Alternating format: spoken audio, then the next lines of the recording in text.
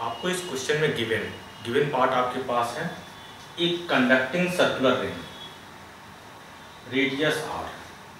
Question में दिया है इस कंडक्टर रिंग पर एक यूनिफॉर्म डिस्ट्रीब्यूटेड चार्ज, मतलब यूनिफॉर्म चार्ज कितना प्लेस किया है, +q। आप देखें इस +q चार्ज के थ्रू इसमें एक, क्योंकि यहाँ एवरी प्लेस पर एक डिस्ट्रीब्यूटेड चार्ज अवेलेबल होगा और चार्ज और चार्जेज में यहाँ पर रिपल्सन रहेंगे, तो यहाँ पे एक टेंशन होगा चार्जेज में। अब लाइक चार्ज, ये चार्ज आपके पास कैसा है, टोटल डिस्ट्रीब्यूटेड चार्ज है और चार्जेज में आपके पास रिपल्सन होगा। तो इस रिंग पर जितने भी चार्जेज है उनमें आपस में रिपल्सन है, उसके थ्रू स्टिमुलेट टेंशन वर्क करेगा। अब इनका क्वेश्चन क्या है, इफ इस समय कुछ ना कुछ टेंशन है। अब ये कह रहे हैं if A charge plus capital Q is placed at the center of the ring, find increase in tension in the ring।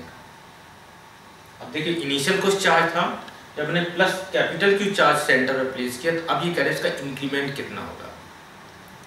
तो इनिशियली हमारे पास क्या था, इस r रेडियस पे इक्विलिब्रियम सेटअप था, इंटरनल कुछ टेंशन था। जैसे मैं +q चार्ज प्लेस किया, इसमें कुछ एक्स्ट्रा टेंशन डेवलप होगा, तो उस एक्स्ट्रा टेंशन को मुझे कैलकुलेट करना है। देखिए इस रिंग के अंदर टेंशन है, इसका हमें टेंशन कहाँ चाहिए, रिंग में कैलकुलेट करना, तो रिंग को आपको कट करना पड़ेगा, रिंग का एक एलिमेंट चूज करना होगा और उसका मुझे इक्विलिब्रियम के लिए उसको सॉल्व करना है। हम यहाँ पर एक एलिमेंट चूज करते हैं रिंग के लिए।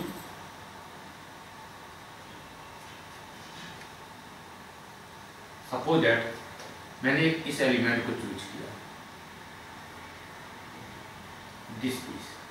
आप देख रहे हैं suppose this angle d theta, एक स्मॉल एलिमेंट, हम स्मॉल एलिमेंट यहाँ पर चूज कर रहे हैं।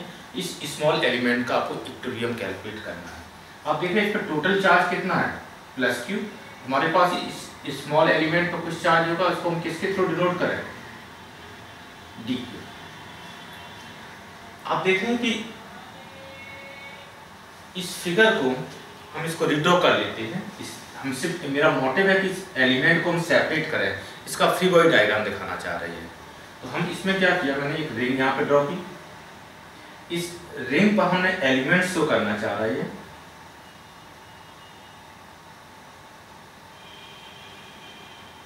यहाँ पर कितना चार्ज है, +q कैपिटल Q, और आपके पास दिस एलिमेंट, और इस एलिमेंट पे टोटल चार्ज कितना दिया है, dq।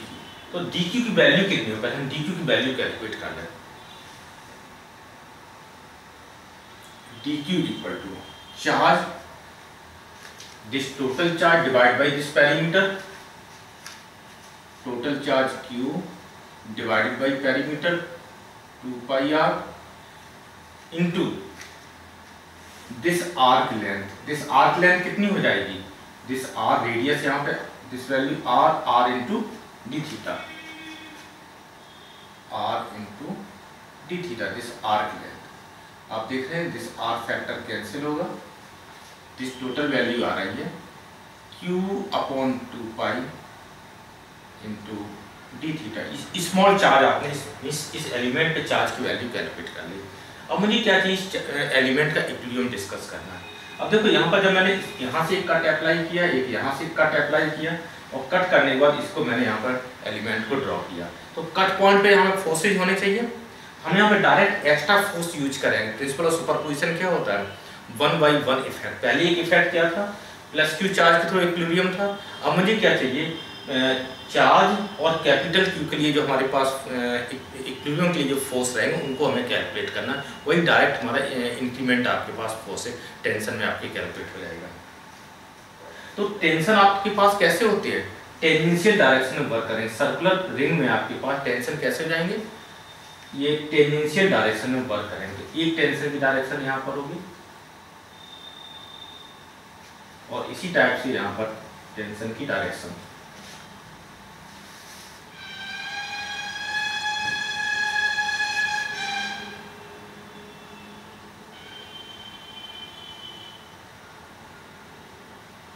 ठीक है, तो 2 फोर्सेज मैंने यहाँ दिखा दिए, एक यहाँ पर टेंशन, एक यहाँ पर टेंशन। अब आपके पास इस पे चार्ज कितना है, dq चार्ज है, और ये बेसिकली क्या है, ये लेंथ वेरी स्मॉल है, तो एक पॉइंट की तरह वर्क करेगी। तो इस पॉइंट चार्ज डी क्यू पर एक फोर्स हमें कैलकुलेट करना है, किसके साथ, इसके साथ। तो यहाँ से हम लाइन ड्रॉ करते हैं, इसको भी देखो बैक मूव कराते हैं, इसको हम पॉइंट में कन्वर्ट करना चाह रहे हैं। हम यहाँ पे थिंक किया कि ये टोटल एक पॉइंट की तरह वर्क है, दिस एलिमेंट टोटल एक पॉइंट की तरह वर्क किया। इस पे कितने फोर्स काम करेंगे, एक इलेक्ट्रोस्टैटिक फोर्स, दिस वैल्यू कितनी हो जाएगी dF, और dF की वैल्यू मुझे कैलकुलेट करनी है, T की वैल्यू हमें अल्टीमेट क्या चाहिए, increment in tension T calculate करना। और आपने देखा दिस एलिमेंट को मैंने पॉइंट थ्रू यहाँ दिखा दिया है, और एक पार्टिकल पे कितने फोर्स काम कर रहे हैं, इस एलिमेंट पे कितने force, dF force, T force, T force. और इसमें ये एलिमेंट कैसा है, इक्विलिब्रियम, टोटल रिंग इक्विलिब्रियम पर है, तो एलिमेंट भी आपका इक्विलिब्रियम पर होना चाहिए। ओके, अब मुझे क्या कैलकुलेट कर लेते हैं, dF की वैल्यू, dF आपके पास कितना है,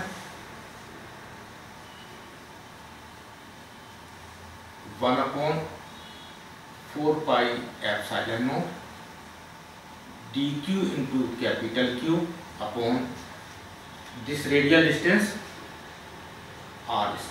एक्चुअली मैंने क्या चीज किया है, जब सिर्फ आपके पास +q चार्ज थे तो रिंग की रेडियस कितनी थी, स्मॉल r। जब मैंने कैपिटल Q चार्ज यहाँ पर प्लेस किया तो कुछ एक्स्ट्रा टेंशन हुई, तो इसमें एक्चुअली में इसकी लेंथ पेरीमीटर में कुछ इलोंगेशन होगा, वो elongation very very small negligible होगा, क्योंकि हमारे पास एक कंडक्टिंग रिंग है, मटेरियल आपके पास स्ट्रॉन्ग है, तो इलोंगेशन हम स्मॉल ट्रीट कर लें, तो उस केस में जो हमारे पास रेडियस में इंक्रीमेंट होगा वो नेग्लिजिबल मैंने ट्रीट किया है। इसका मतलब क्या है, इस समय भी हमारे पास जो रिंग फॉर्म हो रही है आफ्टर इक्विलिब्रियम, तो वो कैसी रहेगी, उसकी रेडियस भी हम सेम ट्रीट कर लेंगे। रेडियस में चेंज हमने कैसा ट्रीट किया, नेग्लिजिबल, अदरवाइज कुछ ना कोई रेडियस में इंक्रीमेंट आ जाएगा।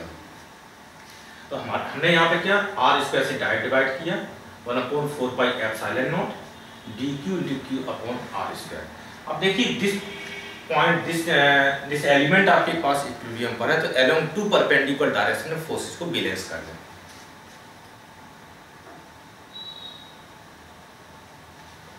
आपने क्या दिया है, दिस एंगल d थीटा है, दिस एंगल कितना होगा d θ/2 ड्यू टू सिमेट्री।